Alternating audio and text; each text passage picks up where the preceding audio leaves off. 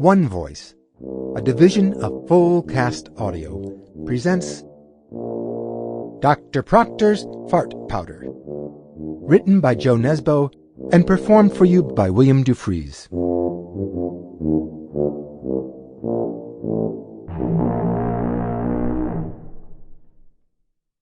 Chapter 1. The New Neighbor. It was May, and once the sun had shone for a while on Japan, Russia, and Sweden, it came up over Oslo, the very small capital city of a very small country called Norway.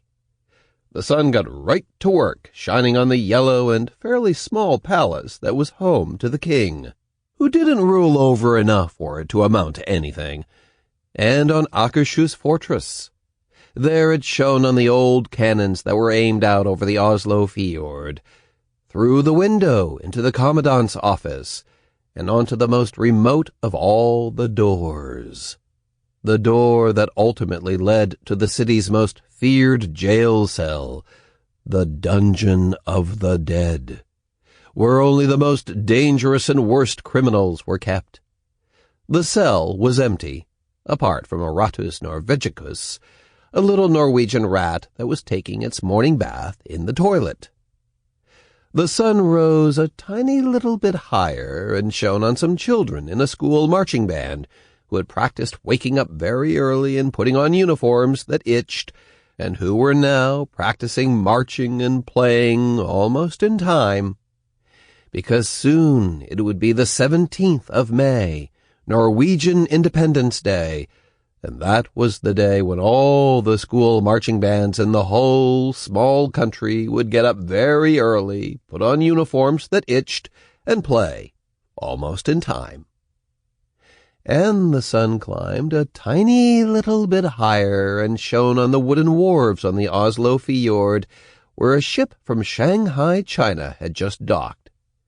The wharf planks swayed and creaked from all the busy feet running back and forth unloading goods from the ship. Some of the sun's rays made their way between the planks and down under the wharf to a sewer pipe that stuck out into the water. And one single ray of sunlight made its way into the darkness of the sewer pipe and made something in there gleam. Something white, wet, and very sharp. Something that bore a nasty resemblance to a row of teeth. And if you knew something about reptiles but were otherwise very dumb, you might have thought that what you were seeing were the 18 fangs found in the jaws of the world's biggest and most feared constrictor, the anaconda. But nobody's that dumb, because anacondas live in the jungle, in rivers like the Amazon in Brazil, and not in the sewer pipes running every which way beneath the small, peaceful, northerly city called Oslo. An anaconda in the sewer! 18 yards of constricting muscles, a jaw the size of an inflatable swim ring, and teeth like upside-down ice cream cones? Yeah, right. That would have been a sight. And now the sun was starting to shine on a quiet street called Cannon Avenue.